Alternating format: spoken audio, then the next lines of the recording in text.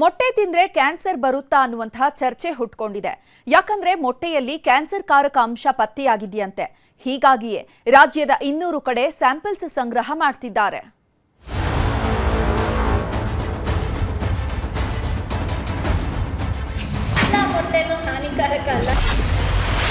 ಮೊಟ್ಟೆ ಪ್ರಿಯರಿಗೆ ಶುರುವಾಯಿತು ಟೆನ್ಷನ್. ಮೊಟ್ಟೆಯಲ್ಲಿ ಕ್ಯಾನ್ಸರ್ ಕಾರಕ ಅಂಶ ಪತ್ತೆ. ದಿನಕ್ಕೊಂದರಂತೆ ಬರ್ತಾ ಇರೋ ಸುದ್ದಿಗಳನ್ನ ನೋಡ್ತಿದ್ರೆ ನಿಜಕ್ಕೂ ಭಯ ಕಾಡ್ತಿದೆ. ಏನ್ ತಿನ್ನೋದು ಏನ್ ಬಿಡೋದು ಅನ್ನೋ ಆತಂಕವೂ ಹೆಚ್ಚಾಗ್ತಿದೆ. ಇಷ್ಟು ದಿನ ಚಿಪ್ಸ್, ಗೋಬಿ, ಕಬಾಬು, ಬಟಾಣಿಯಲ್ಲಿ ವಿಷಕಾರಿ ಅಂಶ ಇದೆ ಅಂತ ದೊಡ್ಡ ಸುದ್ದಿಯಾಗಿತ್ತು. ಈಗ ಇನ್ನೊಂದು ಶಾಕಿಂಗ್ ನ್ಯೂಸ್ ಬಯಲಾಗಿದೆ. ಮೊಟ್ಟೆಯಲ್ಲಿ ಕ್ಯಾನ್ಸರ್ ಕಾರಕ ಅಂಶ ಇರೋದು ಪತ್ತೆಯಾಗಿದೆಯಂತೆ. ಹೀಗಾಗಿ ಮೊಟ್ಟೆ ಪ್ರಿಯರಿಗೂ ಟೆನ್ಷನ್ ಶುರುವಾಗಿದೆ.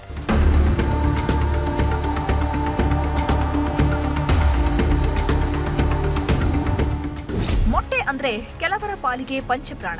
ಡೈಲಿ ಒಂದಾದ್ರೂ ಮೊಟ್ಟೆ ಬೇಕೇ ಬೇಕು. ಅದರಲ್ಲೂ ಜಿಮ್ಗೆ ಹೋಗೋರಂತೂ ಮೊಟ್ಟೆ ತಿನ್ಲೇಬೇಕು.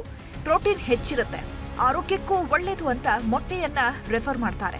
ಹೀಗಾಗಿಯೇ ಮೊಟ್ಟೆಯಿಂದ ರೆಡಿಯಾಗೋ ಅಡುಗೆ ಕೂಡ ಸಖತ್ ಫೇಮಸ್. ಮೊಟ್ಟೆ ಬೋಂಡ, ಮೊಟ್ಟೆ fry, egg rice, egg dosa, ಹೀಗೆ ಒಂದ ಎರಡ. ಇಷ್ಟು ದಿನ ಬಾಯಿಗೆ ಚಪ್ಪರ್ಸ್ಕೊಂಡು ತಿಂತಿದ್ದವರಿಗೆ ಈಗ ಆತಂಕ ಶುರುವಾಗಿದೆ. ಕೋಳಿ ಮೊಟ್ಟೆಯಲ್ಲಿ ಕ್ಯಾನ್ಸರ್ ಕಾರಕ ಅಂಶ ಇದೆ ಅನ್ನೋದು ಬೆಳಕಿಗೆ ಬಂದಿದೆ.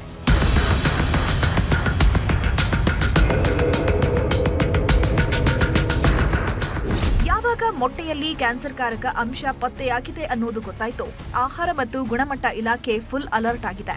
ಬೆಂಗಳೂರು ಸೇರಿದಂತೆ ರಾಜ್ಯದ ಹಲವೆಡೆ ಮೊಟ್ಟೆ ಸ್ಯಾಂಪಲ್ ಸಂಗ್ರಹಿಸಲು ಮುಂದಾಗಿದ್ದಾರೆ. ರಾಜ್ಯದಲ್ಲಿ 200ಕ್ಕೂ ಹೆಚ್ಚು ಕಡೆ ಮೊಟ್ಟೆ ಸ್ಯಾಂಪಲ್ ಸಂಗ್ರಹಿಸಲು ಸೂಚನೆ ನೀಡಲಾಗಿದ್ದು, ಬೆಂಗಳೂರಿನಲ್ಲೇ 50ಕ್ಕೂ ಹೆಚ್ಚು ಕಡೆ ಮೊಟ್ಟೆ ಸ್ಯಾಂಪಲ್ಸ್ ಕಲೆಕ್ಟ್ ಮಾಡ್ತಿದ್ದಾರೆ. ಮೊಟ್ಟೆಯ ಮಾದರಿ ಕಲೆ ಹಾಕಿ ಅದನ್ನ ಲ್ಯಾಬ್ ಟೆಸ್ಟ್ಗೆ ಕಳುಹಿಸಲಿದ್ದಾರೆ. ಯಾಕಂದ್ರೆ ಕೋಳಿ ಮೊಟ್ಟೆಯಲ್ಲಿ AOZ ಕ್ಯಾನ್ಸರ್ ಕಾರಕ ಅಂಶ ಪತ್ತೆಯಾಗಿದೆಯಂತೆ. ಹೀಗಾಗಿ ಪರೀಕ್ಷೆ ನಡೆಸ್ತಾ ಇದ್ದು ಮುಂದಿನ ವಾರದ ಒಳಗೆ ಲ್ಯಾಬ್ ವರದಿ ಆರೋಗ್ಯ ಇಲಾಖೆ ಕೈ ಸೇರುವ ಸಾಧ್ಯತೆ ಇದೆ. ಮೊಟ್ಟೆ ಇವತ್ತು ನಿಜವಾಗ್ಲೂ ವ್ಯಕ್ತಿ ಆರೋಗ್ಯಕ್ಕೆ ಬಹಳ ಒಳ್ಳೆಯದು. ಆದರೆ ಅದರಲ್ಲಿ ಏನಾದರೂ ಗೊಂದಲ ಇದ್ದರೆ ಅದನ್ನು ನಾವು ಸರಿಯಾಗಿ ತಿಳ್ಕೊಳ್ಬೇಕಾಗ್ತದೆ. ಈಗಾಗಲೇ ನಾವು ನಮ್ಮ ಇಲಾಖೆಗೆ ಹೇಳಿದ್ದೀವಿ. ಕೆಲವು ಸ್ಯಾಂಪಲ್ಗಳೆಲ್ಲ ಅವರು ಈಗ ತಗೊಂಡಿದ್ದಾರೆ. ಅದು ಟೆಸ್ಟ್ ಎಲ್ಲ ಮಾಡಿದ ನಂತರ ಮುಂದೆ ನಾವು ಅದರ ಒಂದು ವಿಚಾರ ನಿಮ್ಮ ಮುಂದೆ ಇಡ್ತೀನಿ.